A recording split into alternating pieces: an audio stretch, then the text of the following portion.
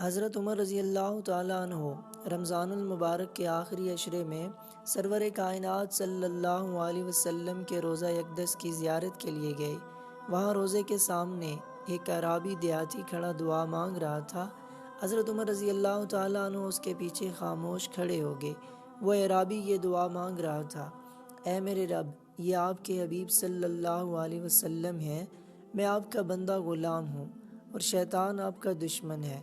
اے میرے رب، اگر آپ میری مغفرت کر دیں گے تو آپ کے حبیب صلی اللہ علیہ وسلم خوش ہو جائیں گے اور آپ کا یہ بندہ کامیاب ہو جائے گا اور آپ کا دشمن غمگین اور ذلیل و خوار ہو جائے گا، اور اگر آپ نے میری مغفرت نہ فرمائی تو آپ کے حبیب صلی اللہ علیہ وسلم پریشان ہو جائیں گے، دشمن خوش ہو جائے گا اور یہ بندہ ہلاک ہو جائے گا۔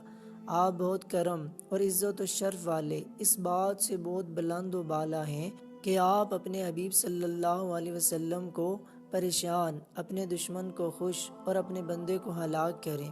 اے میرے اللہ، شرف عرب کا دستور ہے کہ جب ان میں سے کسی سردار کا انتقال ہو جاتا ہے تو اس کی قبر پر اس کے تمام غلاموں کو آزاد کر دیا جاتا ہے، اور یہ تو تمام جہانوں کے سردار کی قبر مبارک ہے۔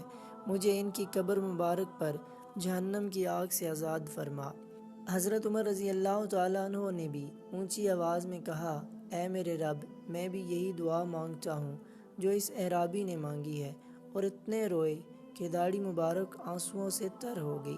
اب ہم بھی یہ دعا کرتے ہیں: اے ہمارے پروردگار رب کریم، ہم بھی اس آخری عشرہ میں یہی دعا کرتے ہیں جو اس اعرابی رضی اللہ تعالیٰ عنہ نے کی تھی، ہماری اور ہمارے آباء و اجداد کی، ہماری ماؤں کی، ہمارے تمام رشتہ داروں اور ان تمام لوگوں جن کا ہم پر حق ہے، ان کی گردنوں کو جہنم کی آگ سے آزاد فرما دے۔ آمین یا رب العالمین۔